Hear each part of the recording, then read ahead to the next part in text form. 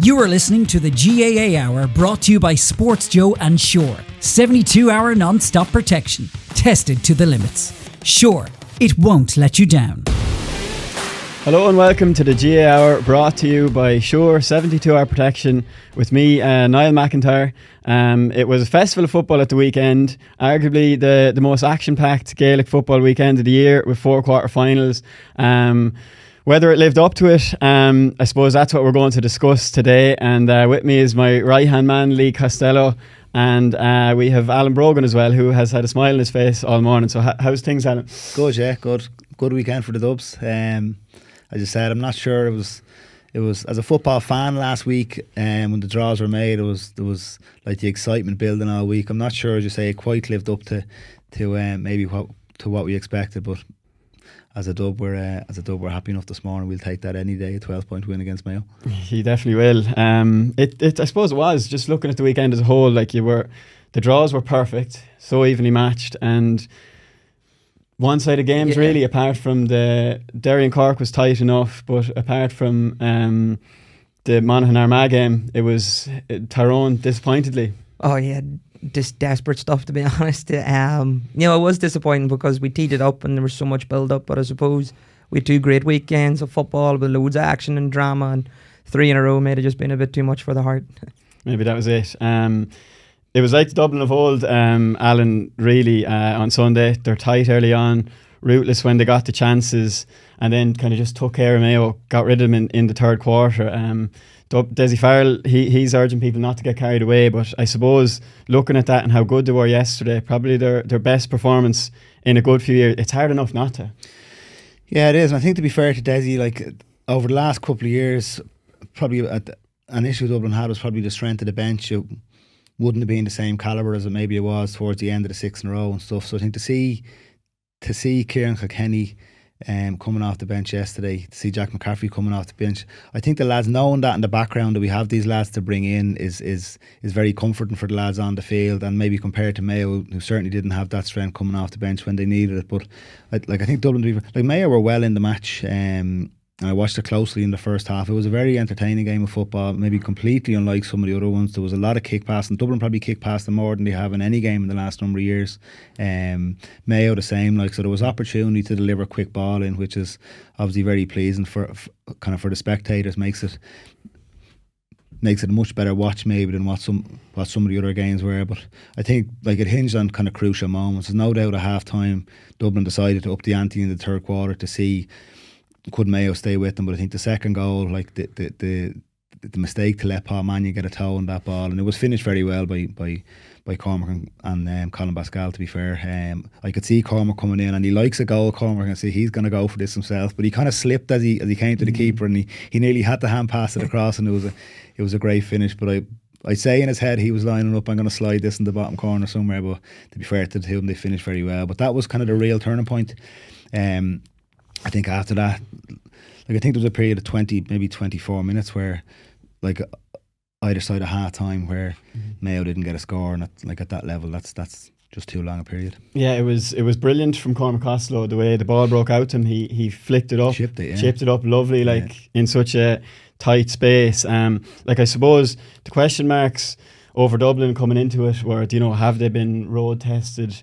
The game they played against Roscommon, they were a little bit off that. They didn't really push up on Roscommon, maybe gave Roscommon a bit too much space, but it was a different ball game from them yesterday. They just watching them at the game, I suppose what summed it up was the forwards, and the pressure they put the Mayo backs under was unbelievable, from pushing them, putting them under pressure even when they were back in their own half back line. We're frustrated at watching Gaelic football where teams are kind of just have the ball and have free possessions and do what they want, but Dublin didn't give any of that yesterday. Yeah, and maybe that was a bit of a shock to the system to Mayo. Their defenders are probably used to having time to play the ball around the middle of the field, wait for the opportunity, wait for the right moment to run, but they didn't get any of that against Dublin. And even on the kickouts, they put the Mayo goalkeeper under serious pressure on his kickouts, and he's a big boot of a ball, and kind of once or twice he did get it over the press, but you could see was listening to Kevin McStay last night, and he thought he managed it okay. And to be fair to me,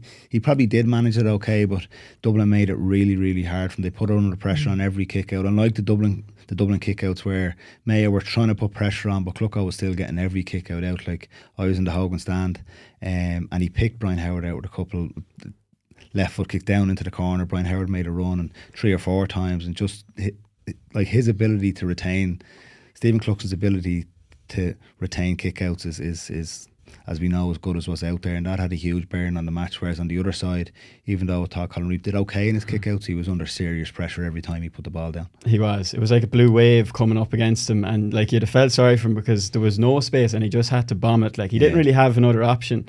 In fairness to him, look, we'll talk about it a bit more. But first, Alan, you be familiar with this modern game. I think you're still playing with the Oliver Plunkett's intermediate team, and who might have a chance, a little birdie tells me, in the Dublin Intermediate Championship.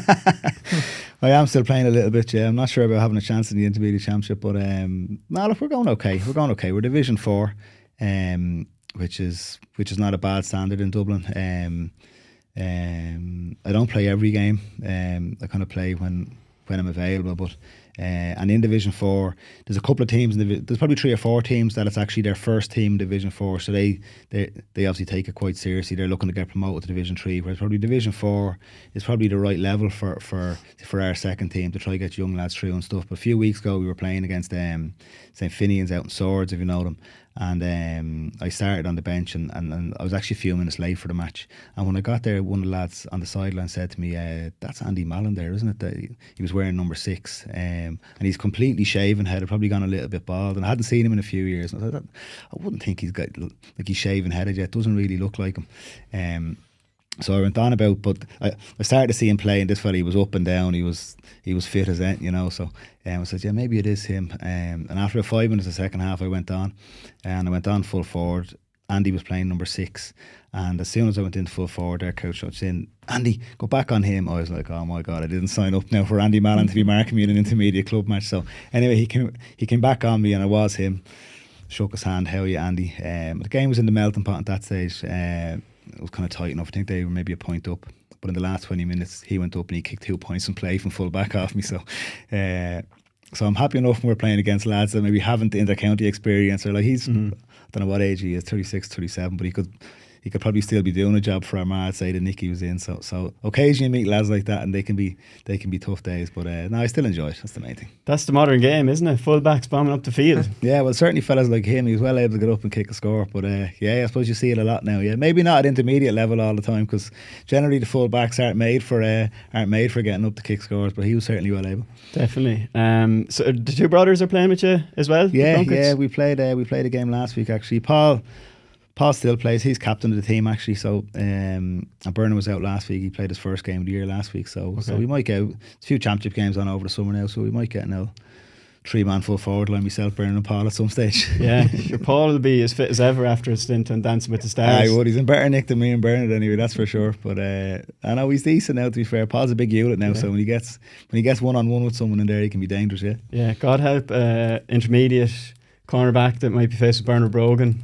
No, Alan Brogan, Paul Brogan. Can you imagine, like, as when you're saying people maybe showing up just expecting or wanting some recreational level stuff, and then you come up against you boys, I'd be absolutely fuming. But like you say, in Dublin itself anyway, that's actually a really high level of football. But I'd love to go see that and see all the Brogan boys back in action, just like a throwback nearly. So are you able to train as much as, like, make to most of the trainings, or? I only go to an odd one now, to be honest. Okay. I've kind of I kind of like I think that kind of level of football is more like, I think for us should be more about feeding the senior team. So like, it's actually a friend of mine manages the team, and I say to him, look, if there's young lads there, let's play the young lads to make sure they're getting the game time and stuff, so we can keep trying to feed the senior teams. But look, sometimes we're short, like every club. Sometimes we're short, and kind of longitudes on at the weekend. Half the lads have gone to longitudes. We need to field the team. So I didn't play at the weekend, but I saw a picture of the team. There was a few lads playing now that probably hadn't played in a couple of years. Good few years older than me now. So But we managed to get a win. We beat Temple Oaks Kingsley Intermediate. So, but there was a few lads now that probably hadn't featured in a few years. Well, so that's the thing, isn't it? That half the lads would be at the latter end of their career, and then half the lads we go into longitude. So like it's a, how do you find the mix with the youngsters? Like it's probably like they're a different breed, I'd say, nowadays youngsters. But I don't know. Like it's I enjoy that side of like seeing young lads play, and I'd rather be on the line and let the young lads play than me in there. So that's what I always say to the manager. If there's young lads there, let the young lads play, and I'll come in at the end for a few minutes or whatever. And look, I'm very conscious of kind of injuries and stuff, and like picking up an injury at this stage. And I get aches and sores after, like, but I've been lucky enough now in the last few years in my career that injuries have been okay, and I'm sure I'll get a bit of arthritis in time and stuff in a few, but I haven't been too bad. So I'm very conscious now. You don't want to be coming home now with a cruciate ligament injury or something like that, and or into a cast. I had a problem with my wrist, and it gets sore every now and again. I went to see a specialist, and he said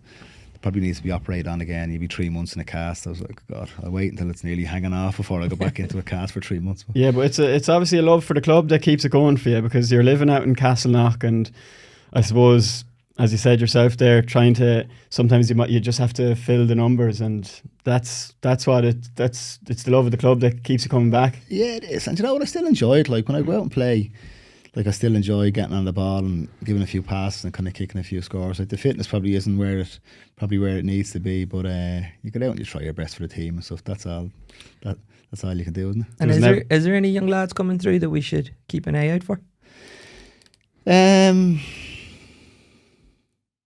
Yeah, like it's been a tough few years in Plunkett, to be fair. Like we had a team where we obviously got the 3 county finals. Yeah.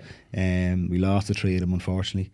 One after a replay, and our team aged very much at the same time.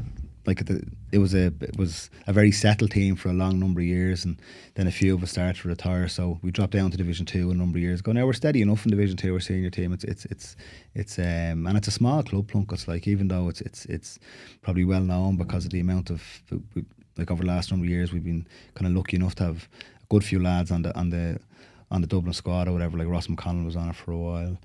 Declan Lally was on it. He came and joined Plunkett. JO came and joined Plunkett, obviously. So like for the size of the club, we probably boxed above our weight for a number of years there. So I suppose a period of rebuilding now, and like Sean Bugler is obviously the obvious one coming out of Plunkett, and I would have seen him from like a very young age.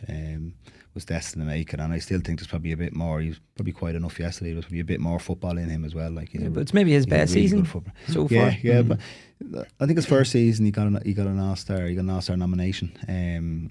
But he's been he's very settled in the team now. He was probably fighting for his position for a number of years there, and he looks very settled now. And even if he was a bit quiet yesterday, but look, he does the simple. Like if you watch him, and I watch him very closely, he does the simple things really well. He links the play as a centre forward really well, and when he gets his opportunity to take lads on one-on-one, he has blister and pace, and he can score as well. So I think himself and Colin Bascala probably made a huge difference to that Dublin forward line this year, and probably put a little bit of pressure back on the likes of Kieran Kilkenny and stuff. Like I think to see Kieran on the bench yesterday,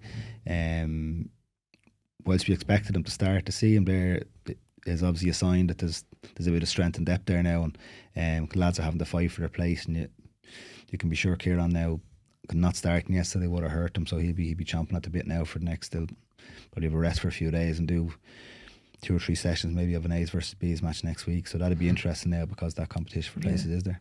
You had Paul Gavin in Plunkett's for a while too, did you?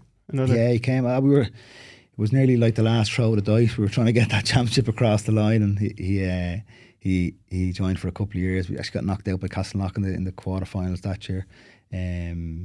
But he did well for us. Played wing forward. He was probably coming to the end of his days as well, like myself. But unfortunately, didn't get across the line in the end. That's I've actually spoken a couple of times over the last couple of weeks about. I haven't kind of very many regrets in my football career in general, but kind of not winning a county final, and not for myself, more so for the people of the club and stuff, not getting that. Like there was a lot of people put a lot of effort into that senior team over a number of years in Plunkett's, and kind of not getting that across the line for them is kind of one of the regrets. And I said yesterday, losing the 06 semi-final to Mayo was probably the only 2 that really stick out in my head.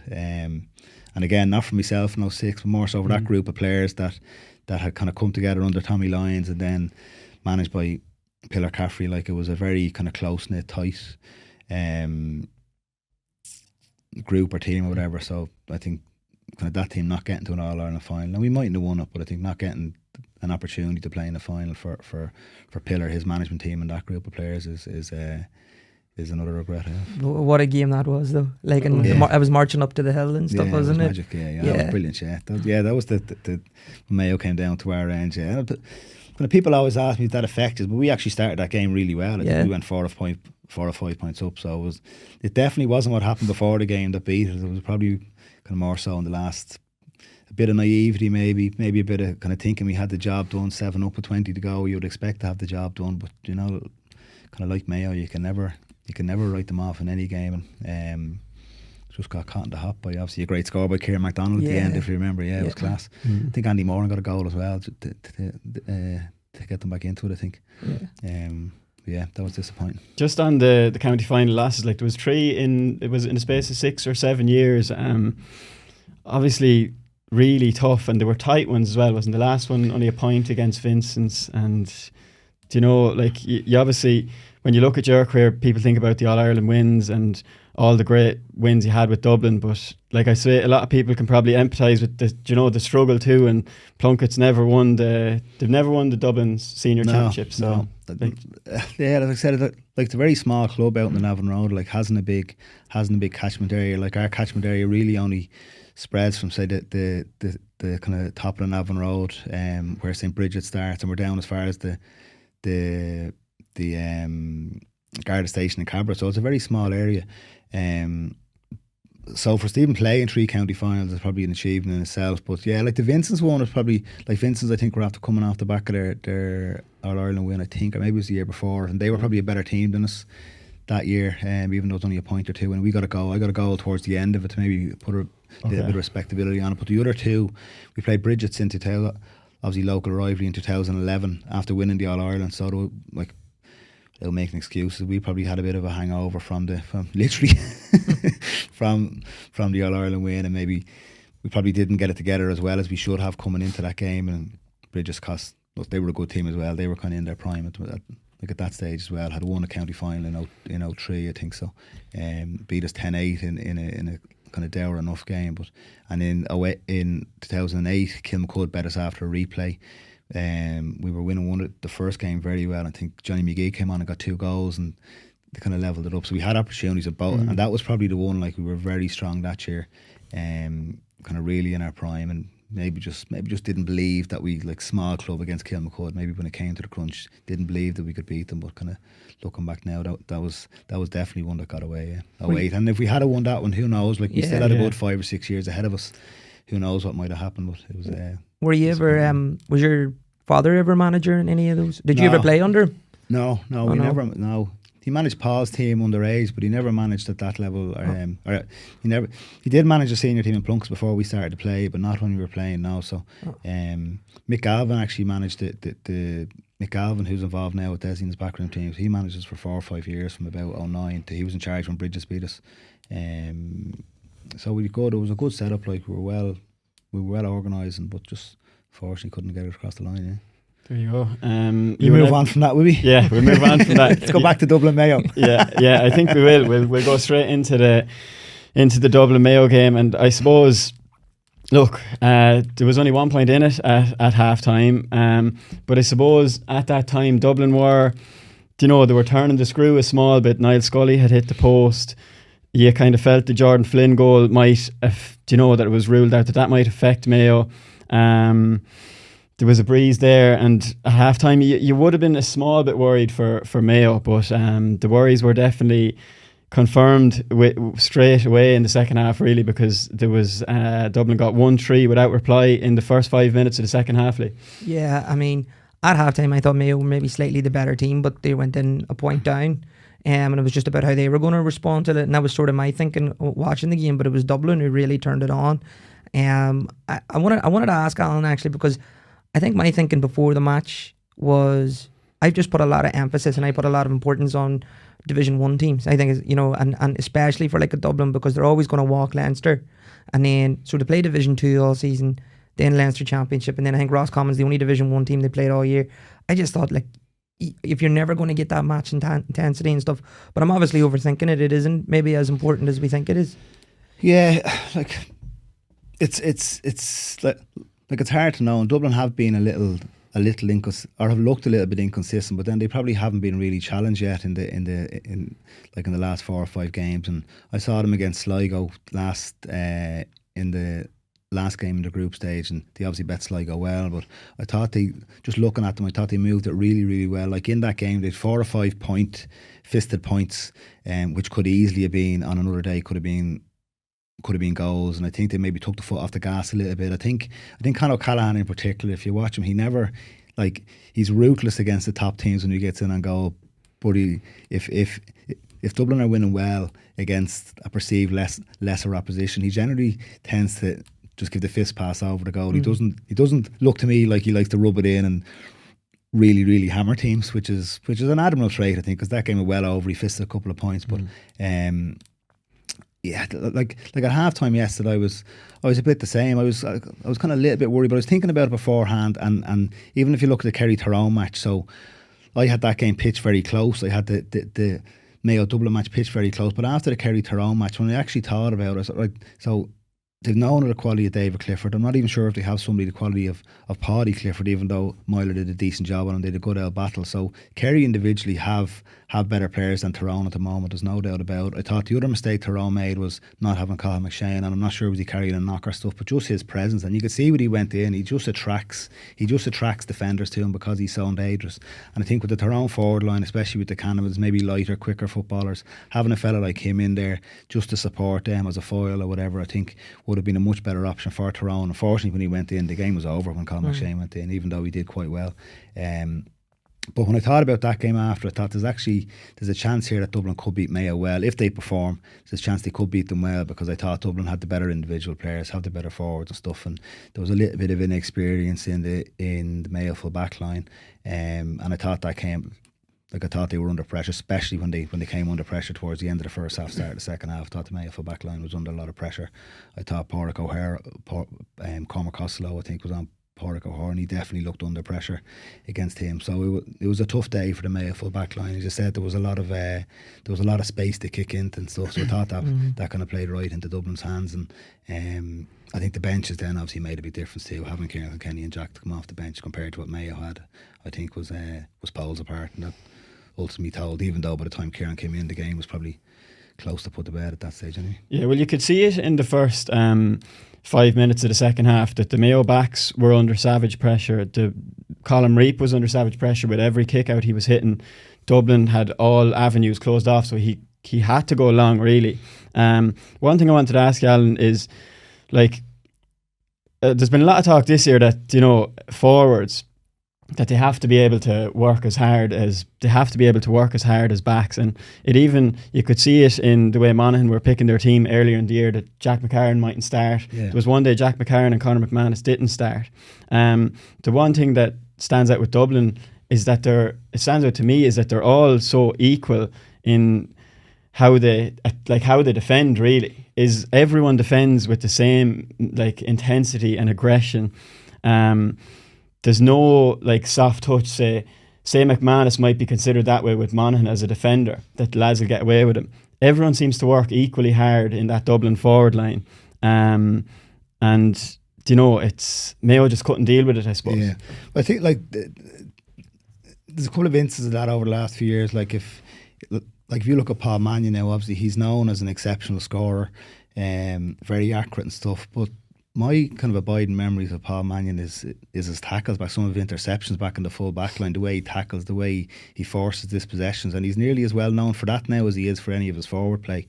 Cormac Costello is another one who like, if you talk about soft touches, he might have been perceived as maybe doesn't work as hard back as some of the others, but if you look at him now, like, and it's probably because he's had to do it to hold on to his place in the team, because if you don't do it in that team, there's an equal forward that will come in and is going to work harder than you. So if you look at Cormac Costello, if you look at Cormac Costello now compared to when he started his career, like, he never stops working now. He's always looking for opportunities to get tackles on. He'll work back as far back as he has to go, and that's probably cemented his place in the team. But kind of, you're right, there's like when Kieran comes in, he's working, he's getting dispossessions. All the Dublin forwards can dispossess it if they get the opportunity, and I'm not sure that's the same in that's the same in other teams. They've probably worked. I'm not sure it's even the same in Kerry, to be honest with you. I'm not sure if the Kerry forwards maybe work as hard as the Dublin forwards, and it is. That's something that's kind of evolved with Dublin since Pat Gilroy's time, to be honest with you. There's not many left from that era, but it's followed on from there. Certainly in Peter Caffrey's time. Now, we didn't know then maybe what we know now, but we didn't work as hard as a forward unit as, even though we thought we might have been, but we certainly didn't work as hard as a forward unit as the current 6 Dublin forwards do. And I suppose that's an admirable trait in probably the best team we've ever seen. Probably is that they're probably the hardest working team as well, and I think that's come from. They've obviously worked hard on how they tackle, on how they set traps around the field for to try to get 2-on-1s, to force turnovers and stuff. And it's a huge part of the game now, is how you force turnovers. And the higher up you can force a turnover, obviously the better chance you have of getting a score off. So it's something they've worked really hard on. Just on, you mentioned the Pat Gilroy era. I just remember reading Bernard's book, your brother, and he was talking about how maybe he was one of the more reluctant ones to track back. He wanted to set up and maybe he stay up front and everyone else track back, and he could be the outlet.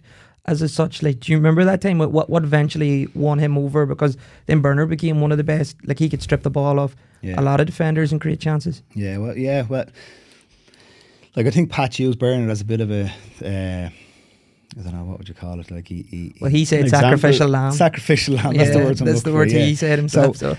And to be fair to Pat, he probably spoke to Bernard about it first. Now Bernard did have to improve that, and he did, as we know, and he worked really, really hard for the team. But he used Bernard as that sacrificial lamb. So if you're not willing to do this, then you won't be on the team. And he moved Bernard onto the bench. Then he playing wing forward and stuff, doing all this sort of stuff. Put him back. He made him play wing back in training matches and stuff, just to as that sacrificial lamb, to show that kind of no one's above, kind of working hard for the team. And that was very much the basis on what Pat's philosophy was made of, was that you just work as hard as you can, and then we'll add the rest of it on. And it's funny, we were speaking about Armagh and how defensive they were yesterday, and that's Kieran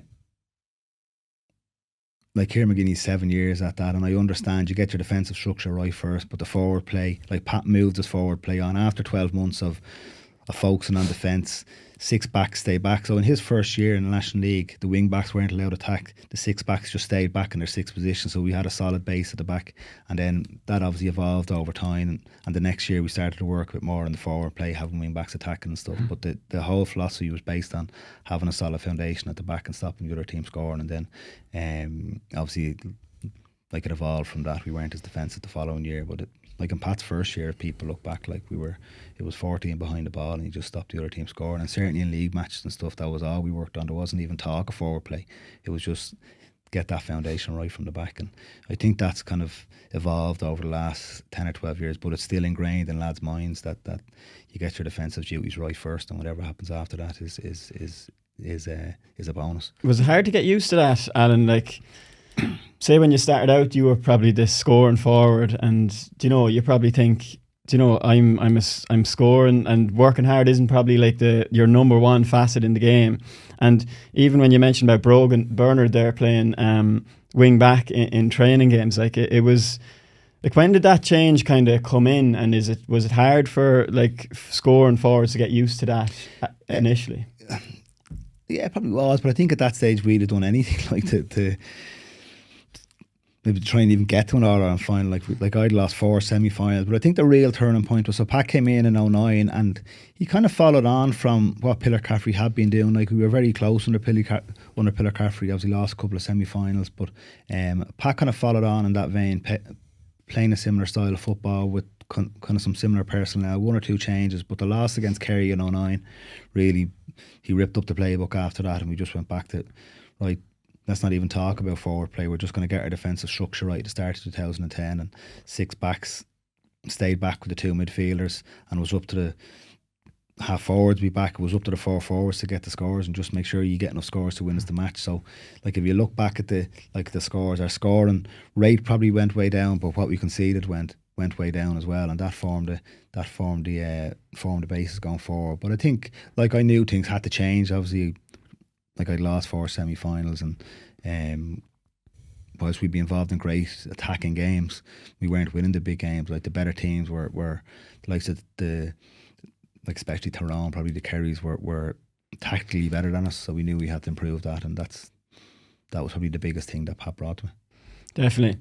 You mentioned there that, you know, we were talking about how hard the Dublin forwards work, and every one of them works hard. And is that, I suppose, the difference between the Dublin and Kerry setups maybe, is that David Clifford's given maybe a small bit more of a license to just kind of wait up, and you see him sometimes if a lad is running out of defence, he kind of leaves it off to another lad. Like, is that kind of the difference in between the Dublin and Kerry setup? And I suppose if they meet later on in the year, that will be the difference, is whether Clifford's, I suppose, genius down the other end of the field can kind of overpower the work that maybe Dublin are doing on the other end. Like, yeah, it's like, I'd be seeing Dublin yesterday, like there was gaps for Mayo to exploit, and Mayo got opportunities to kick the ball. Ryan O'Donoghue got inside a couple of times on his own. Tommy Conroy caused a lot of trouble where he got one-on-one with defenders, and I would think if Dublin gave Kerry that space, like all things being equal, like I think they'll have to improve that. Dublin, like they will have to cut off those kind of kick passes in, and that's, you talk about the work rate in the forwards around midfield, like the front eight, and we'll have, if Dublin do play Kerry in an All-Ireland final, which most of us will probably expect, that's what will happen. With all due respect to us, they'll have to work hard around to kind of limit that supply of ball into David Clifford and to limit that quality, because if he gets the type of ball that maybe Ryan O'Donoghue and Tommy Conroy were getting yesterday, he could cause a lot of trouble. Like, because the lads were getting one-on-one, and you know, if he gets one-on-one with a defender, it's very difficult to stop him, and like to be goal opportunity. If Dublin play like that, to be goal opportunities for Kerry, which is not what you want with a David Clifford on the field. So I think Dublin, when Desi looks back at it, even though it was a very strong third quarter display, I think the fourth quarter game was kind of over. There's lots of stuff to improve on for Dublin, and maybe Dublin and Mayo do that to each other. They kind of draw each other out into this free-flowing game of football, and that probably suited Dublin yesterday. But I think against Kerry, you'd need to be a little bit more cagey with making sure your sweeper is back and you're covering off in front of David Clifford. And yeah. Do you think that the Roscommon game, because you know a lot of the talk was actually about how football's ruined now because of the possession thing. Roscommon held on to the ball, was it like 6 minutes or something? Do you think that, and all of the stick that Dublin got, because they seemed really passive then, they let them have the ball, Desi Farrell took them in and was like, you know, you never let a team have the ball for that long again. Yeah. You got to get a hand on, because the crowd just went flat, you know, and it played completely into Roscommon's hand. And a lot of people were saying at the time that this is maybe a blueprint in how to play Dublin, but really what it's maybe done now is woke Dublin. Brought Dublin out, yeah. The woke the beast, yeah, maybe it's like, I think Dublin are happy to play it either way. Like against Monaghan in the semi-final, that's going to be a completely different game than what we saw yesterday. So Dublin are going to have to be a lot more patient. Like Monaghan are very strong defensively. They kind of do that 13-14 behind the ball really, really well. So it will be a different challenge from Dublin. Like, I would expect Dublin will have the players to get over Monaghan, but they will make it difficult for them. And like Monaghan, don't know how many All-Ireland semi-finals they've been into, but that game yesterday, like a close game, can bring you on so much. Like, and I think when you're in a close game like that, it exposes some of the cracks you have that you can work on for the next day. Whereas with Dublin or with Kerry, when you win a game well, it's a bit more difficult to find what the issues were, maybe because you weren't tested as much as you should have been. So I think Monaghan kind of going into the game are probably in a slightly more advantageous place in Dublin because they've been tested a little more. But like to just come back to the Roscommon thing, I think you're probably right in that. I think they decided, right, we can't let a game go like that again. We have a kind of duty or responsibility to try and play a bit of football here, so let's go out and take the ball. I think you could see that yesterday. They pressed way higher up the field to try and force turnovers. And maybe they're kind of peaking at the right time and they're just managing games and stuff, and there could be a little bit of that as well. But because they certainly upped the ante a little bit yesterday in terms of kind of going after the kickouts, going after the Mayo defenders, not giving them any time in the ball, and kind of forcing turnovers higher up the field. So I would expect to see a little bit more of that against Monaghan as well. Yeah, it probably was a case of them upping the ante when the stakes get higher. Dublin have done it so many times down through the years that we've watched them. One man who struggled yesterday was Pádraig O'Hora, and Colin Basquel was the man he was marking, and he really struggled to kind of, he wasn't able to keep up with him. And on the turn, and just when he became 1-on-1, he was under real pressure. I was surprised initially that O'Hora was kept in the full backline. I mean, O'Hora made his name that day when Mayo beat Dublin in the 2021 semi-final, but he was marking Kieran Kilkenny that day, so he was more out towards the half-forward line. And maybe looking at him as a player, that kind of role might suit him better, because Enda Hession has been such an impressive player for Mayo throughout the league. He was one of their best players. We remember the brilliant goal he got, but he was brilliant defensively as well.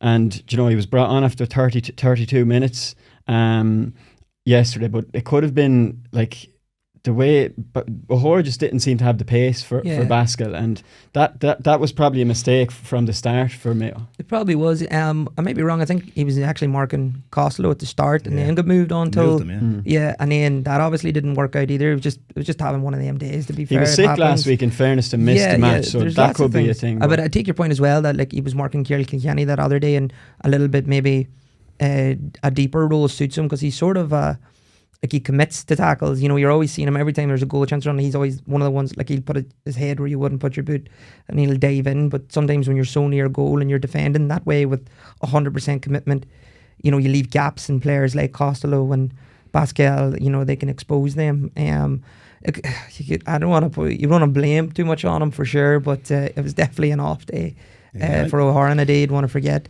I'm not sure like how much support he had either. Like in the current game, you don't expect to see one-on-ones like that, and or we haven't seen one-on-ones like that in a long time. And I think with Colin Pascal and Cormac Costello, those lads, once they get, they're turning as sharp as they can, and they go straight at you. Sometimes you see them coughing up turnovers and stuff, but I wouldn't be annoyed by that, because when they're playing like that, they're going straight for the juggler. That occasionally they're going to get caught by 2 or 3 men, but just the two lads are so direct. So a fellow like Pádraig O'Hara, I agree with you. If he's on Kilkenny, who maybe isn't as direct as the two lads, if he makes a mistake, he has a bit of cover behind or whatever. But it's a tough job to mark those, especially in the form they're in. Like, the two of them are so quick, lethal finishers. Colin Pascal's having the season of his life. Cormac Costello, fantastic footballer as well. Like, he's such a good shooter. He wants to take you on all the time. He's a great ball carrier, so it's a tough job without much support back there. And at times the Mayo sweeper was back, but they did. Who was sweeping? Because it's hard to tell. I didn't feel like they did in the second half at all. And I don't know, Dermot O'Connor. He was drifting back at times. Yeah, like a midfielder would do that. I mean, I wasn't too sure what Mayo's plan was in terms of trying to cut out the supply from Dublin, especially when they were kicking it.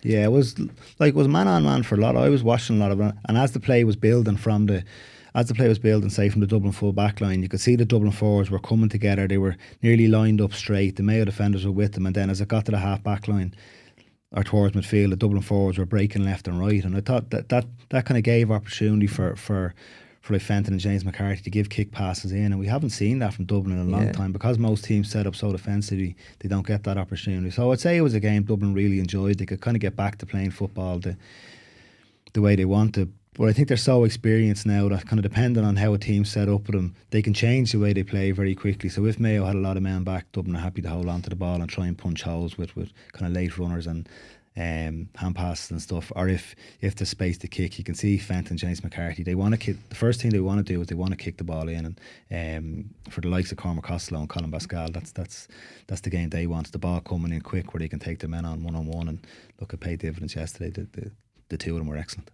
Yeah, well, you mentioned that at times Pascal and Costello, they can lose the ball, and they take the risk. They always go route one, and will go straight at their defender, try and put it up to them anyway. They were the best two Dublin forwards yesterday, but they've become more consistent in that they don't seem to lose the ball. I don't think either of them lost the ball yesterday. Yeah. Like, I think if you look at Colin Pascal, kind of in particular, he's been there a few years. I would have seen him played for Plunkett against Ballyboden, and he's serious pace. And I always thought, since I saw him when he was kind of 19-20, that he has the football in him to play into county with Dublin as a regular starter. But he's kind of struggled for the last number of years to nail down a place. So I'd say he's worked hard on his end product, because that's, like, he's a great ball carrier and stuff. Maybe his end product, he puts the head down a little bit. Maybe his end product hadn't been what it needs to be the last number of years. But as you say, I'd say he's worked hard on that. with the coach and stuff to make sure if he goes on those runs that he's not getting forced down blind alleys and being turned over, like to make sure he's either getting his pass off or getting a shot off the end. Because you could see yesterday when it looked like he was going down blind alleys, as maybe he might have done a couple of years ago, he goes down an end line, 2 Mayo defenders come in and strip the ball off, and you could see yesterday he tried it, right, that's not on, and he turned back and he kind of shoveled the ball back out, recycle the ball back out or whatever. So he's definitely conscious of it. Yeah.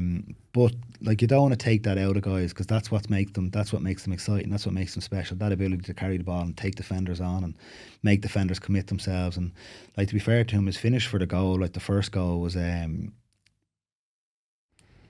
like, it was a great win, obviously, from the high ball in, but it's like he finished it calm.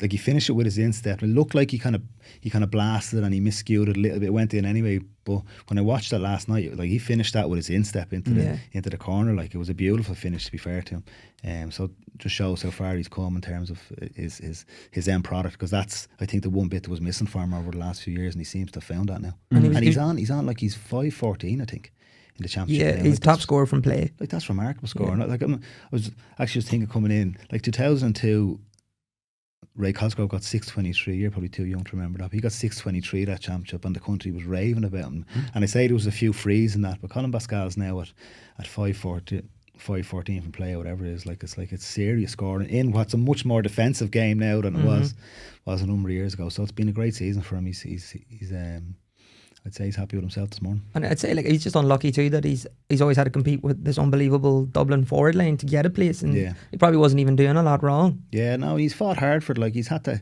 kind of hang around for kind of 4 or 5 years. He's probably been in and out of the team, a couple of false dawns and stuff, but he's really improved. His finishing has improved this year, and like I say, the space he was given yesterday to take defenders on is kind of music to his ears. So I'd say he really enjoyed it. And I think as inside forwards, you wouldn't be used to that sort of game, like anymore, particularly with Dublin. And that's why I always say, like, I look at it, and even though I lost it, this team has won more than I ever won. But God, when you look at it some days, like, God, I'd hate to be an inside forward. All you're doing is hoping to win the ball, and you're getting hit. You're just laying it off. Whereas, like, to see the lads yesterday have an opportunity to take the men on one-on-one, and the Mayo lads had it as well. It made for a much more entertaining game of football, and I don't expect we see it the next day, but it was good while it lasted. Yeah. Probably not. It was good while it lasted, and it was good for Mayo too, because O'Donoghue was going well. He got 3 points from play. He was making hay with the balls that Aidan O'Shea was winning and throwing out to him, and Tommy Conroy's pace was causing Dublin like serious problems. He ran inside James McCarthy one time. He got 2 from play, and I suppose that was the problem, and it was a credit to Dublin that they just didn't let Mayo get the ball to those boys in the second half, and that really was the end of it for Mayo, because they just had to run. That was really their only outlet, and especially when they took off Aidan O'Shea, which was a small bit confusing that he was taken off so early, I would say. I was surprised, Yeah, like he'd cause trouble. Anytime he's in there, like, he needs watching, whether he's playing good or bad or anything coming off me, he needs watching. And I just I thought it was strange. Now, there was a lot of damage done by the time they took him off. There was probably no way back anyway, but I was surprised to see him going off, because he had caused trouble in the first half. Like, he'd won a couple of kickouts. He'd won a ball inside that he laid off to Tommy Conroy for a score. So he'd been heavily involved in the game, and like, he's a look, whatever you say about Aidan O'Shea, and he some people think he's great, some people think he's not so great, but he needs watching, and he's a smart footballer. Probably hasn't got the legs to be out the field anymore. Like, he'd probably be happier enough for him out around midfield if you're playing against him, but in full forward, he's definitely a handful. And I think when he went off, it's a bit like Cathal McShane with Tyrone. He just gives a focal point. He takes the attention of a defender too. When he wins it, you can see defenders being drawn to him. He's good to slip a pass off, as we saw with that little pass to Tommy Conroy. So I thought it was a strange call to take him off so soon.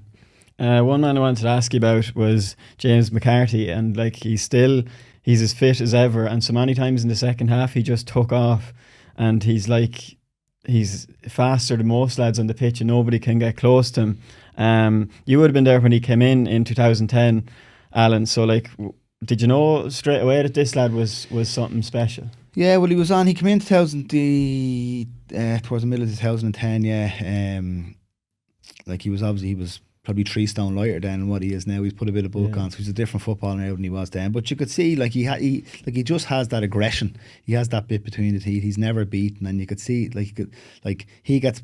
I know he gets personally hurt by kind of criticism. Like he'll never admit it, but he gets by kind of criticism of Dublin or him. So he gets the bit between the teeth, and just the way he plays, I think, is just inspiring for lads around him. Like he's a quiet enough character in the around the dressing room and stuff. Like he wouldn't be kind of shouting and roaring and stuff, but he kind of typifies everything that's good about this Dublin team. And like when he does go, like it's funny, we were talking about it last week as if it was last chance saloon for the likes of him, and then he comes out and puts in a performance like that. Like if you looked at him yesterday, you'd say, he's 3 or 4 or 5 years left in him, no problem, you know. So maybe we were writing him off a little bit too soon. But like again, he was given a bit of space to carry the ball yesterday because it was like a bit more open. He was able to, like, just that stride he has when he gets going, he's just so difficult to track. And like he got off a couple of times. When I saw Tommy Conroy going back after him once or twice, and like he's lightning quick, like so he, like, you needed someone like him to even to catch James, you know. So we certainly still, I'm not sure what age he is now, 33, is he? 33 or 4. So it was it was an amazing performance by him, and he even managed, like, he kicked the score off his left foot and everything. I didn't even know he could kick it with his left foot, and he got a score off. So he'd be a happy man again today. But I think he's like, as I say, like, kind of last year's kind of defeat to Kerry would have hurt him so much. So you could see yesterday in a big game, he had the bit between the teeth for that, and he really took the game to Mayo, as I thought Brian Fenton did as well, in a different sort of way. I thought Fenton's he's such a calming influence around the middle. Like, he never gets they're perfect mix, him and McCarthy. Yeah, perfect mix, because like James is a bit more robust, a bit more aggressive, whereas but I saw Fenton last night. Now I didn't see it on the field. I was watching the Sunday game last night. You could see when the final whistle went, like you could see him pumping the fist and stuff. And I kind of hadn't seen that sort of stuff from him in a long time now. And not actually, I've rarely seen that sort of stuff because he's usually very calm. He doesn't. But to see him pump the fist like that and kind of let a roar out at the end of that game kind of showed what it meant to them and how much they wanted to get over the line. Well, about 15 minutes earlier, remember when the kind of row broke out between the two teams around the Mayo half-hour line, the second half? Fenton was annoyed. Bulling. Yeah. He was bulling and he was pointing at Cillian O'Connor. Whatever went on there, I don't know, but he was fired up. And that you mentioned there that Fenton is kind of the calming influence on McCarthy. You could see that there was a perfect example of that in the first half when McCarthy had won a free against Dermot O'Connor, and Dermot O'Connor was kind of just standing in McCarthy's way, and McCarthy just pushed him in the face and got the free overturned. And McCarthy, you could see, and it probably goes back to that bite that you talked about that he brought into this game, having been hurt from last year. Like he has, and Fenton came over to him then seconds later, just, calm down, James, but it's that aggression that he has, and he still has it. And you mentioned he'd get hurt and take it personally if Dublin lose. Like that's the kind of player you want as a teammate. And I suppose John Small strikes me as the exact same. They are. They're cut from the same cloth, definitely. And it's like, when you mentioned that incident, but I didn't exactly see what happened there.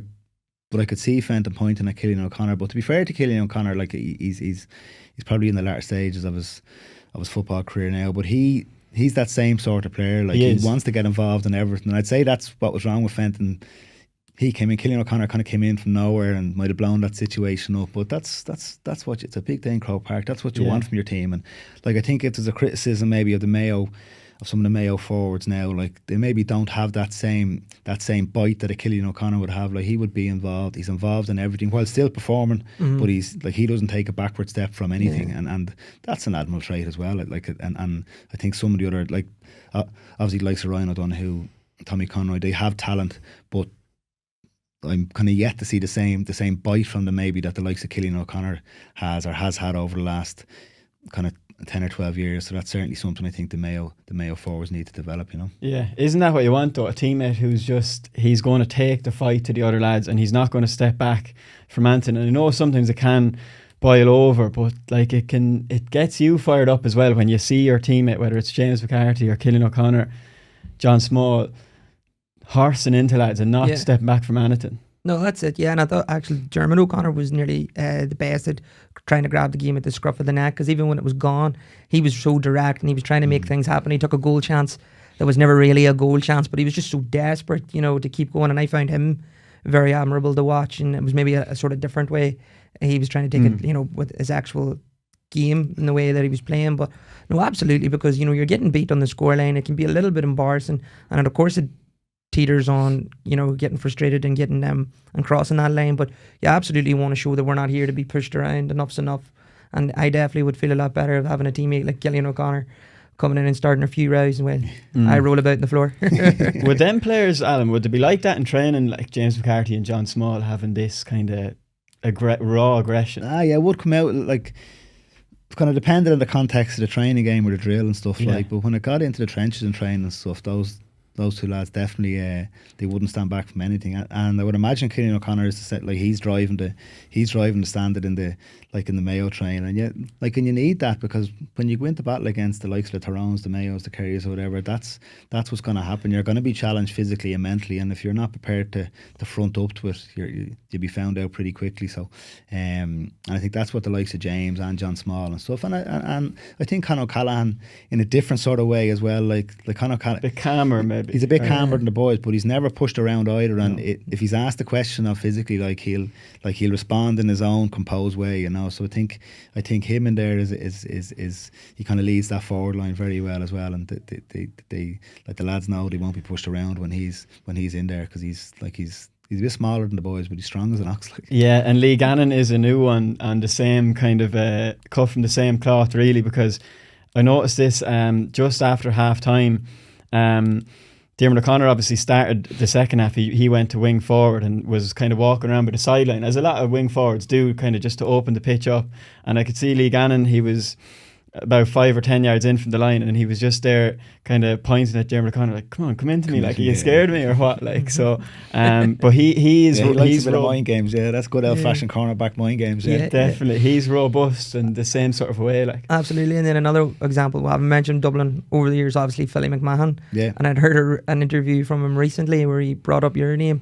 Was it a training session or something, and he maybe let tempers flare and he had to go. It was a trial match, yeah, that's what it was. It was a trial match, yeah. I don't know if his recollection of that story is 100% now, but I actually texted him about it afterwards. I said, any more of that talk now, Fillion? Well, go and tell it. What's your version of the story? Yeah, I can hardly remember. Right, we had I think it was like trial matches, but we had a competition where kind of regions played against, so 4 or 5 Dublin regions, like we were Dublin Northwest or whatever, or Dublin North, so us, Bridget's, whoever else, and then we were playing against obviously Dublin, not sure what area they were, but it was kind of Ballymun, Nafina, whoever else, and there was a bit of a row at the start, and I think Paul and Philly were in the row, and I think Bernard went into the row, and I probably wouldn't be like Bernard. I think Philly said I went in to break it up. It wouldn't be like me to be going in breaking up the row either. I'd usually, I wouldn't be swinging now, but I'd be in pulling and dragging, like. Yeah. But yeah, it was interesting. You wouldn't want to take Philly on the row anyway. No, absolutely. This is not a call out. Yeah. Look, that's enough talk about Dublin and Mayo. We'll take a quick break now to look at the Sure No Sweat quiz. In partnership with our friends at Sure, official statistic partners of the GAA, we're now going to look at the most eye-catching stats from the championship weekend. This week's winner is Christine Farley, who told us that Meath and Down met in the 1991 All-Ireland Senior Football Final. They'll obviously meet again in the Tailteann Cup Final in 2 weeks' time, so we're all looking forward to that. But this week's question is, who is, at this stage of the championship, the top scorer from play in the Gaelic Football Championship? So now it's up to you, our audience, to give us the answer to this stat-related question on our social media to begin with a chance of winning some Sure themed prizes. The winner will be announced on the show next week. It was similar enough pattern. Lee, I'm sorry to bring this one up now. Obviously a very disappointing one for you as a Tyrone man, and yourself, and Stephen O'Neill was here last week, Alan, and the two boys. Honestly, I was trying to calm them down with all this optimism and all this, Tyrone are coming, they're in the long grass and they're going to do it, but unfortunately for them it didn't work out yesterday. Lee, they imploded in the second half, and I suppose the stat that screams out at you is that this game was 6-6 after 27 minutes. Tyrone playing against a strong breeze, And then 27 minutes later, 54 minutes gone, Tyrone hadn't scored again, and Kerry had got 1-8 without reply. So game over in what happened? It was so disappointing, because I would say actually last Monday with Stevie, that's probably the least hyped I was, because I just got progressively more and more as the week went on, and I was off all weekend because we were at a wedding in Tyrone, and that's all anyone talked about was the match. And and see by the end of it, I was like, no, we're definitely going to beat Kerry 100%. We're going to go back to the days. And then I was on a low after watching that. It was really, really tough to watch. But I will say that the following day, because I'm a really busy guy, I had a 30th, and there was a lovely family there, and there were 4 kids, and they were head to toe in Galbly gear, Tyrone gear. I was like, I'll give them a shout out. It's Daniel, Mihal, Matthew and Emer Mullen. And they were all still very optimistic, and they got over it very quick, and I'm hearing that they're a good footballer, so the future's looking bright. But in the short term, I'd be very concerned. The biggest stat I was most concerned about, Kerry scored 111 out of turnovers. Like, when you think of Tyrone and Kerry games, that's Tyrone's bread and butter. They out Tyrone. Like, it was just so difficult to watch. It looked like they conceded things. They sat back, let Kerry have the ball. The kickouts all went short. So, like, I know they allowed Tyrone to have the short kickout, but you've got Con Kilpatrick and you got Brian Kennedy, and there was question marks over the Kerry midfield going into this match. So put it in high, let's test them. And I know the Kerry midfielders did brilliant the whole game, but they were never contested. We didn't even try to ask any questions of them. I don't know. Like, I was just scratching my head watching that match, to be honest. Well, one thing that definitely stood out was the appetite and the intensity that Kerry brought to their tackling. One from Adrian Spillane epitomised it early on when Michael O'Neill had about 20 yards on him running up the line, and Spillane takes off like a sprinter. And in fairness, he's known for that kind of work rate, and he'll do anything to get the ball back. And he definitely adds a lot to the Kerry forward line that way. It was definitely Kerry's best display this year, and there seemed to be a kind of renewed fire in them, I suppose, after a bit of criticism they've taken. Yeah, like say, like, all the talk during the week was of the Tyrone physicality, the Tyrone tackle. How will Kerry cope with that? And like, even all the box pops and the little video stuff was all clips. Like, the amount of times I saw the clip from 03 or whatever year that was. Like, so maybe they started to play into the Tyrone psyche, thinking, like, and there's this perception that you think Kerry are going to come out and they want to play a nice fancy game of football, unless they don't. Like, Kerry are dogs as well when they have to be. Like, and if you look at their defenders, Graham O'Sullivan, Thomas Sullivan, like, they're tough, hard cornerbacks. Like, so maybe Tyrone fell into that trap of thinking we're the ones that are going to bring the physicality, and Kerry will want to play football. So, and it was completely the other way. Like, Kerry brought the physicality, and maybe Tyrone maybe all that talk during the week just fed in a little bit, and they just looked like they just weren't ready with it, because you say the amount of turnovers and stuff, they just couldn't cope with the physicality and the intensity that kind of Kerry brought, and it was kind of a role reversal of what we're generally used to. But it's a bit like, and I've been on the receiving end of that in Dublin myself, where you go into this game thinking we're going to have a nice open game of football. It's not. Like, Kerry more often than not are more physical and more intense than most teams. So I think you need to be very, like, if you're playing Kerry, you need to be prepared for that. Yeah, they have lovely footballers. How do we stop Clifford? But all over the field, Kerry bring an intensity that maybe teams don't expect. It must be hard to take as a Tyrone man that, Tyrone didn't really seem to come to the pitch of the battle like Kerry did. And I mean, what stands out for me is them interceptions Kerry made. The backs were putting themselves, and the forwards too, Paddy Clifford getting stuck into Conor Myler.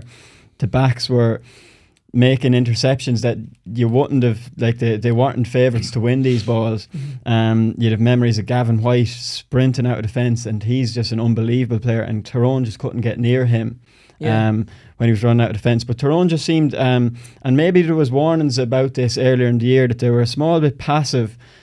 And like, you think back to the league, remember how disappointing they were against Mayo that day? Like, it was terrible, and they had some they'd just been inconsistent all year, I suppose, Lee, and maybe we had read too much into their win over Donegal, thinking that, they're back now and this is Tyrone. Yeah.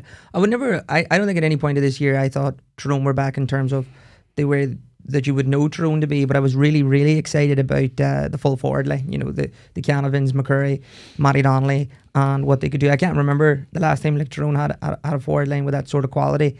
I was thinking, you know, we could match Kerry here for scores and output and even a bit of brilliance. Like, and you seen Rory Canavan what he can do. I mean, he was only 19, that little dummy and the point, that was the highlight of my whole weekend. It all went downhill after that, but yeah, I mean, I guess it is hard to watch. It was really disappointing in the sense that, like, you can sort of take defeat. You can take it if you went out there and try to do what Tyrone can do and Kerry beat you. Like, there's no shame in that. They're the All-Ireland champions. But it definitely felt a little bit more like surrender rather than defeat. You know, it didn't feel like... And there are exceptions to that, because I actually thought Conor Meyler did play very well, and I thought he put in a dogged performance with Paddy Clifford. It was very even, that matchup, and he never let his standards drop. And it's not that I think they went in there on purpose and whatever. I think Alan Brogan made a great point there. Don't know why I said your full name. But about getting it into the psyche, and that it's just going to be the same as it was last time in 2021, and we're going to be the ones that bring the game. And when they were put in the back foot, they maybe just weren't prepared for it. Yeah, well, I think the game against Donegal may have been a little bit of a false dawn as well. If you think, like, obviously Donegal are in a bit of disarray this year. They had a change of manager. They were beaten well up there by Tyrone, so maybe Tyrone felt like in fairness, Tyrone had only beaten Westmeath, like that's it. Drew at Westmeath. Oh yeah, the Drew, yeah. Like, nearly should have lost it. Probably should have lost. So and it kind of reminds me a little bit of Galway Mayo as well. Like, kind of Mayo better, like, if we think about it, Mayo better Galway team that was playing with Sean Kelly, who was injured, no doubt about it. Damien Corn went off at half time, and Shane Walsh, who's had no form all year really. So kind of Mayo's form probably wasn't great. It's nearly like we were hoping for these big games, but when you think about them afterwards, maybe we got it wrong. And I think, as pundits or whatever, I think everyone got it wrong, like, because everyone was talking about these two close games kind of going to the wire. It's a great opportunity for Tyrone, a great opportunity for Mayo, and as it turned out, it wasn't really. No.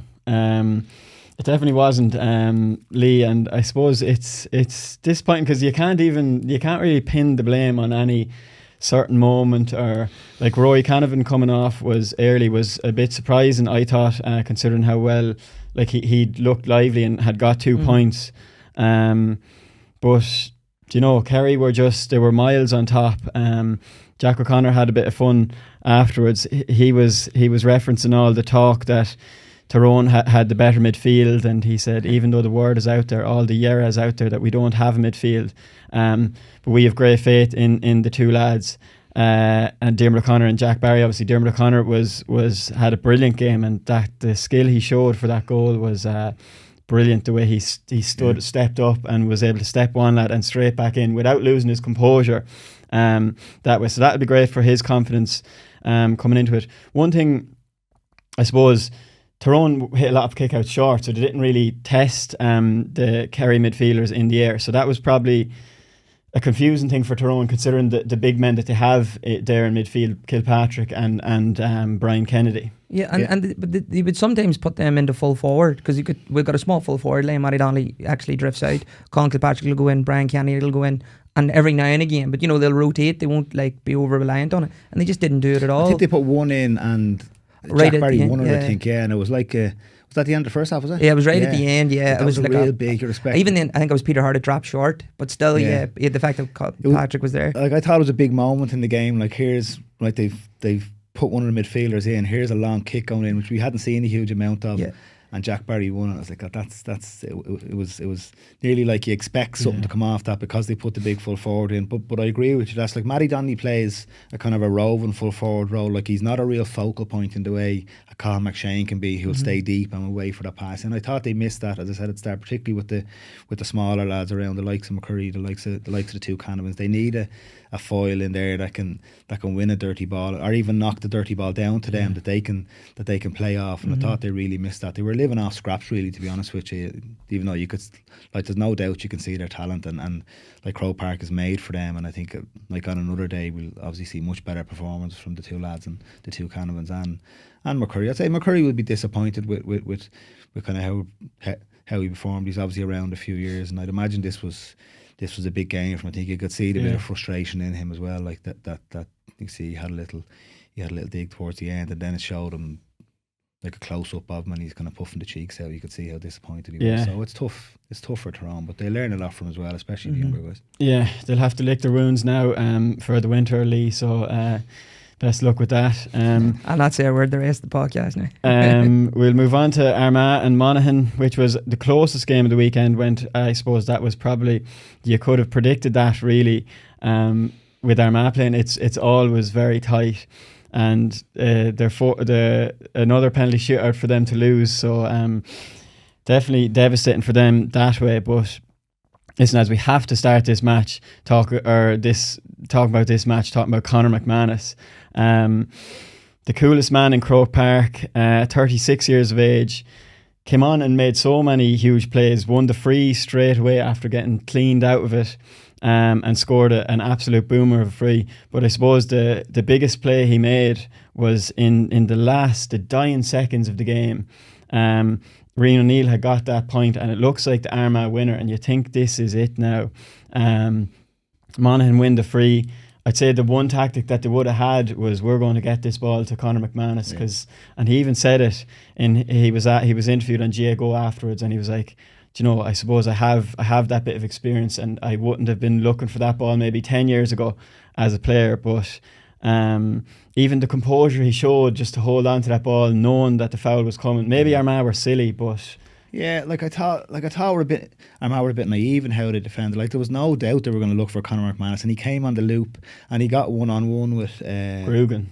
Yeah, with Grew, and it was kind of a tangling of the legs, you could see, but maybe Rory Grew should have stepped back a little bit and just let him go, and he was probably going to get a shot off, but it would have been a difficult under pressure, whereas he just got tangled in his legs, and the referee was always going to give the free once he went down. But like Armagh had so many men back for the whole match, and all of a sudden Conor McManus in the last seconds managed to manufacture this one-on-one situation. And they had a 40 free. So they had time to set up for this, Armagh did. So I don't know, maybe they just dropped a little bit too deep, Armagh, but look, we might talk about it now, but I think Armagh are they've no one to blame but themselves. They had the footballers to go and win that game, and I think if they had it pressed out at all, they wouldn't have too much from Monaghan, but it looked like they were so rigid in their defensive structure and how they played that they kind of played right into Monaghan's hands.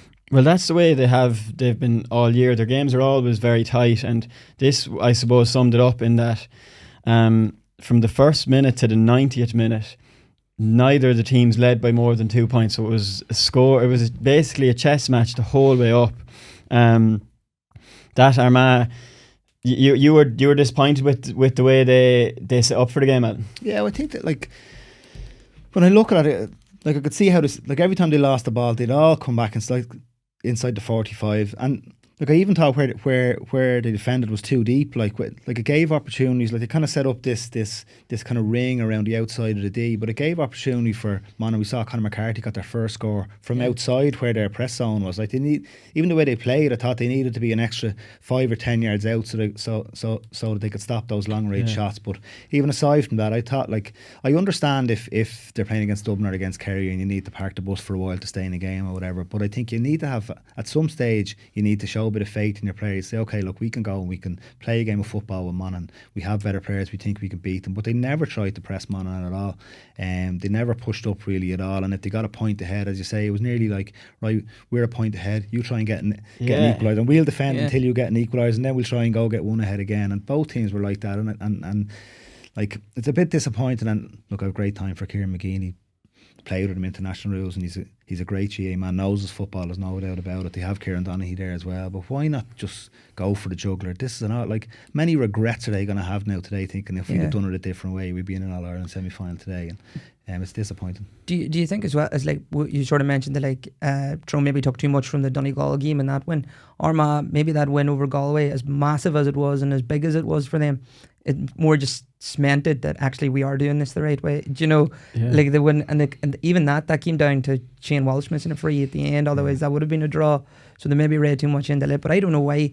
Well, maybe you can explain. Sorry, because like when they set up like that and they're so condensed, they're trying to force them out wide and into positions where if they do shoot, it's from, you know, not scoring zones as they say. But like, surely scoring zones is relative to the person. And nowadays, you know, like Conor McCarthy scoring zones a lot better than a lot of other ones. I know they're playing him at half back, but really he's a half forward. It doesn't work anymore. Just setting up completely zonal. You have to.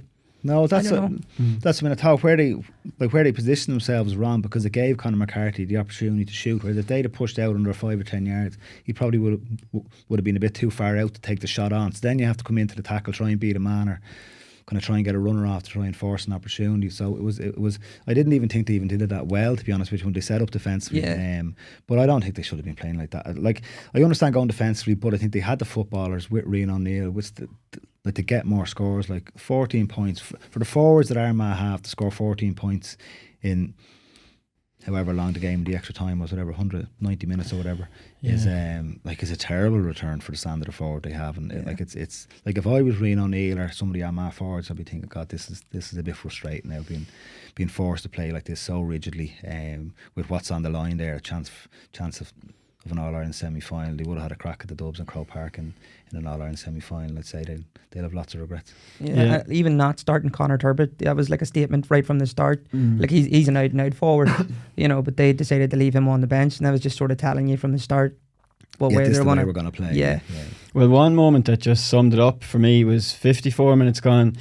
They were a point down, and I'm not sure who it was that put the ball in, but Rory Grugan was breaking in and down the right wing, and he's bearing down on Rory Beggan's goal, and they're a point down, and like the chance is there. Like, you definitely have the chance to take the shot, and he fists it over the bar to bring it back to a level game, and you're just thinking, like, how do you not take that chance on? But it sums up the attitude that the way they've been playing is that it's just, we'll get 1 point, or we'll keep it level, or we'll get one ahead, and we'll keep it tight. But when you're playing a game like that, you're leaving it down to, it's nearly down to chance to the very last minute that you're going to be either ahead, just that coincidentally the clock is going to come and you're going to win. A bit like the time with Galway, like, it's just... Yeah, you're leaving too much to chance playing like much, that. Yeah. It is disappointing. I mean, with like that Rory Grugan one, I suppose, that kind of summed it up, but how, like, when you're just going for this 1 point and then you kind of sit back, and we'll sit back and you can get you see if you can get your point back. I don't know, it's disappointing, and definitely hugely disappointing for Armagh. But I suppose, listen, lads, Monaghan, we've been talking about them all year. About they've now won. They've won 4. This is the 4th game this year that they've got a result with the very last play of the game. So it was the Ryan O'Toole goal versus Tyrone. None of us will forget that. They were 2 points down. He had to go for it that time. Yeah. Or no, they weren't 2 points down. They were 1 point down, and he could have fisted it over, but he buried it. He went for the win when the chance was there. Carl O'Connell got a leveller against Derry, last kick of the game. Conor McCarthy against Kildare just last week, and this time it comes down to whether it's Conor McManus's last kick or Rory Beggan's last save from Callum Comiskey. Monaghan just have unbelievable reserves of character in that team. Vinnie Corey was very magnanimous, I thought, after the match. He said, we didn't win the match, we won a penalty shootout, which was, I suppose, it was just a nice way of taking it. But he was full of praise as well and of course he was, for them Monaghan Warriors. I mean, he said they're warriors. You had Darren Hughes and Carl O'Connell, 35, 36 years of age. We took Carl off because he got a bang on the back of the head. He wanted to get back in. Them boys are built for it. He said then you have Manzi. He's the ultimate clutch player, probably Monaghan's best ever clutch player, and he's done it again. And I suppose you look at McManus, Hughes and O'Connell. McManus himself said that he admires O'Connell and Hughes. They have 2 or 3 kids at home and they're still making it in for Monaghan training, so you've probably played against them a few times. They've always been like that, like Monaghan, right from early in my career, like they've always been really tough to beat. Like under when Pillar Caff was in charge, we used to play, like if he wanted a challenge, Monaghan was the go-to team for a challenge. Really? Because he knew the battle you'd get off. And like a lot of challenge matches, kind of early season challenge matches, there's probably not as many anymore, but when we were playing, they could be timid enough affairs. You start with 15, you roll in subs and stuff. But we used to play challenge matches against Monaghan, and we could play 2 or 3 in a season, because he knew no matter what, when we went up there, they came down to us, there was always going to be the battle. I remember there was one match abandoned, one friendly We were playing out in St David's and it was abandoned because it just got too messy. But then that was a challenge match, so it was.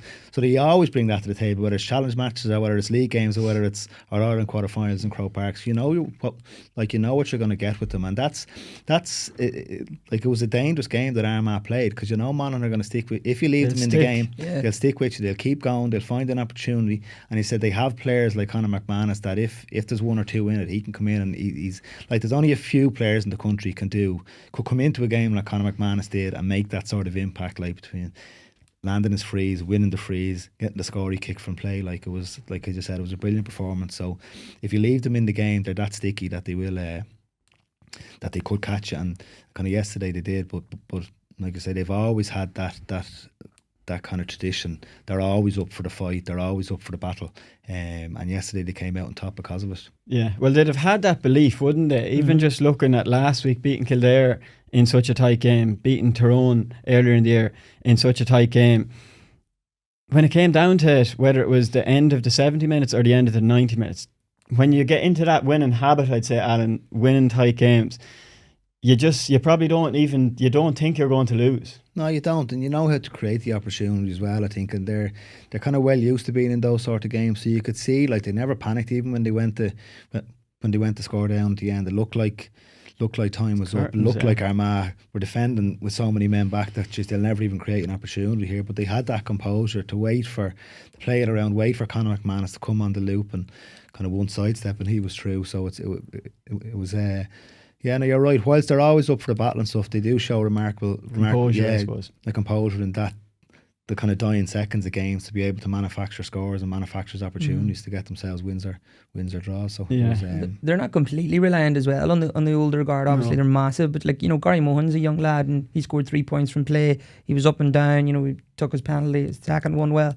Conor McCarthy must only be 26 or 7. Something like, coming into his prime now. He has stepped up big time. Yeah, massively. That's what I'm saying. And now they've got their minors are in the All-Ireland final. So there's, I think there's more good days to come from Monaghan. It isn't so much as a last hurrah, just more of a statement that this is who we are and what we'll always be. Did you see the shootout? The camera panned to their 5 kickers beforehand, and the boys were just so relaxed. Like Gary Mohan was there smiling, and Kieran Hughes was smiling, and I doubt the Armagh lads were smiling. Like. Yeah. No, it was. Well, I suppose they got the last minute score, so that, or the last second score, so that gives you that bit of euphoria coming out of it. Like, whereas Armagh coming off the field with a bit of disappointment, how do we let that slip? So, and knowing they've lost 3 penalty shootouts as well. Yeah, 3 beforehand. Yeah, so this is probably playing in the back of the mind. And look, most of the penalties were of top quality. To be fair, they were really, really good. But look, I think the rule that it's the same 5 lads is a bit of a strange rule. I think once it goes into sudden death, you should be moving down the rest of the panel, and like, it's obviously tough on the guys that missed. But I suppose that was probably the most entertaining part. Was the penalties at the end. Kind of, it probably saved us from the actual game, to be honest, which is having that drama towards the end.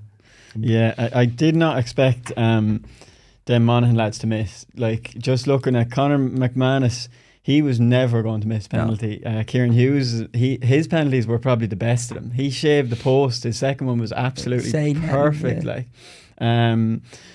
what's the fella's name? Oisin, that came on and hit the one for Armagh. They were saying he played soccer in the Northern Ireland League. Oisin Connaughty. He hit the first one. He just rolled it down. It was like a soccer penalty. It was brilliant stuff. And Jack McCarron, obviously. Jack McCarron, you expect him to dispatch a penalty. Like, and he put the second one down the middle, as did Gary Mohan. The two of them were. Gary Mohan's second one now, it was tidy tipping there. Well, I'm not sure if he was going for the middle now. I'd say he was edgy stepping up to it now. Yeah. Had to be. But I'd say he was a relieved man now when I went in. Yeah, he definitely was. And Callum Comiskey, you'd feel for him, like as you said, and it's that it comes back twice. And it makes it so tough. They did, but you probably wouldn't blame them because they knew he'd. But who did that? Like, was it him? Do you know what I mean? It was probably between either them or the management. I seen someone had a picture up on Twitter, and Kieran Donaghy could hardly even look at the penalty shootout. He had like his back turned to it. He was so nervy. It was tough on Comiskey because he was their only one that scored in the Ulster final in the penalty shootout, and then missed 2. Looked edgy. It's a lot to put on it. If you miss your first and you're coming back for your second, like that is, with what's at stake there, like that is a huge.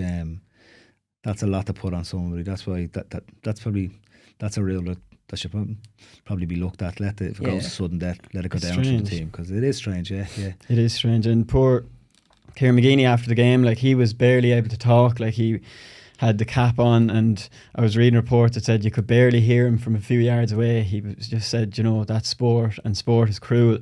And I suppose it was cruel for Armagh.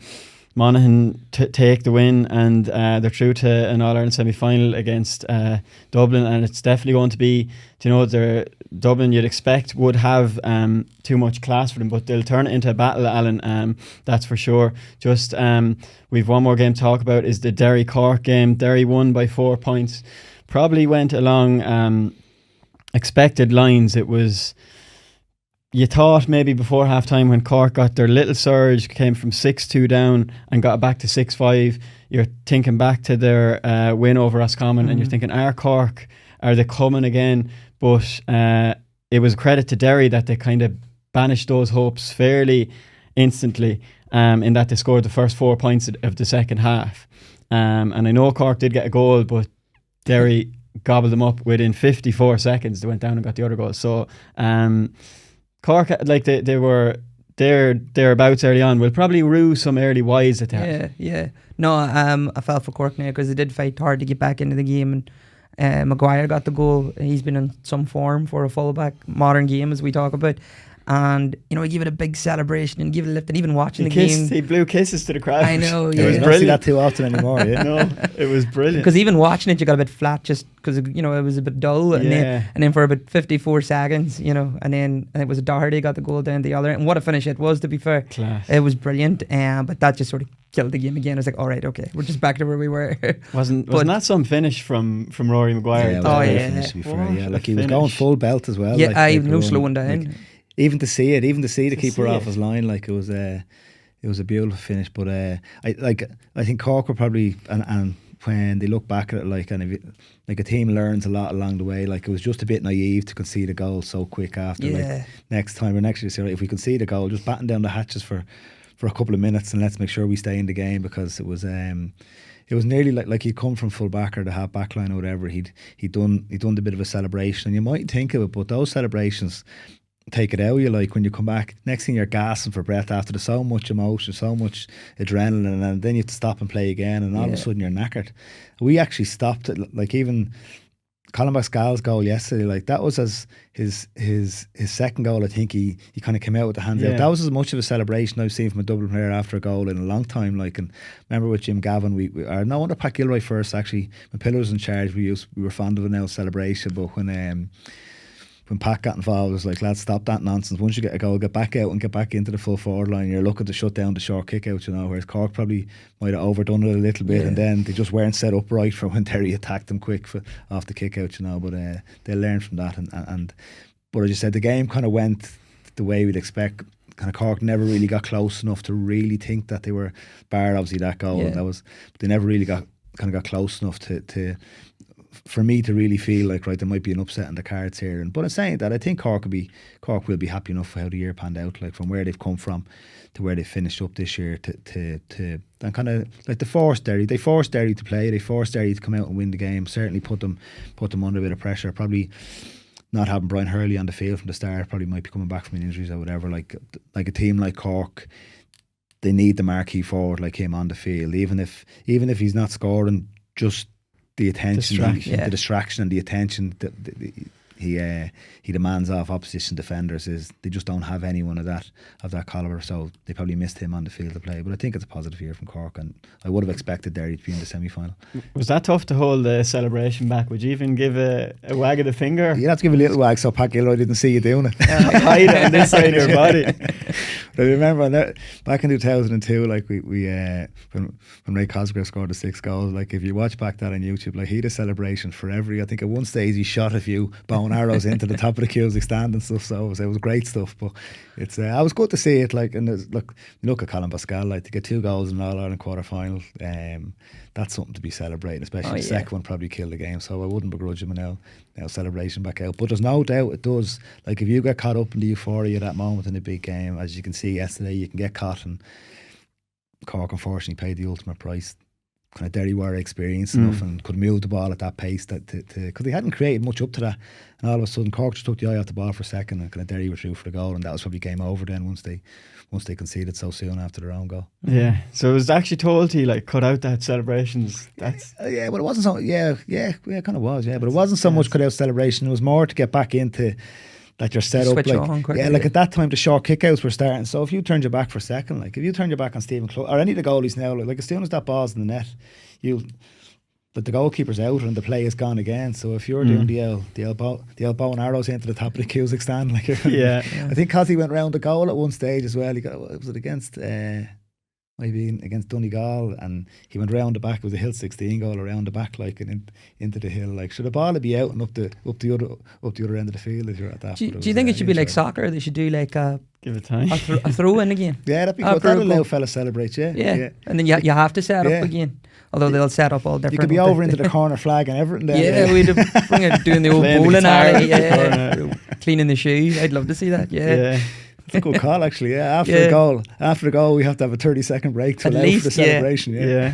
We'd see what Maguire would have really done, like if he knew he'd. See, it was perfect for him because he was running and he had the momentum. Yeah, and he was sprinting. Just get going. When you have the arc coming around, he was just there going. Bernard got one. Giving everything.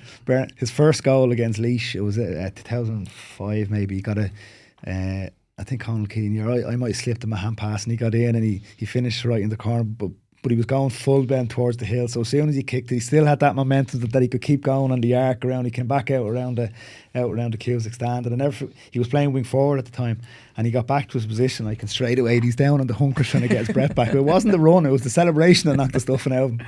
He done a whole victory lap. He nearly did. It's gas. Colin Pascal now could be dropped the next day for his wild celebrations after that first goal or that second goal. Yeah, I suppose it was. Sure, that was the turning point of that game. It was it was 54 seconds, and disappointing for Cork was McCluskey, who was unbelievable on the ball. Yeah. He made the break, got through, set up Doherty, who finished it a bit like Dermot O'Connor's one for Kerry. Unbelievable composure. But look, it was a very Derry-like performance. Like, Garrett McKinless was brilliant. Brendan Rodgers kind of blotted Ian Maguire out of the game. Ethan Doherty, Paul Cassidy chipped in with their customary scores. It was fairly standard from Derry, even though Shane McGuigan wasn't on fire, but they didn't really need him.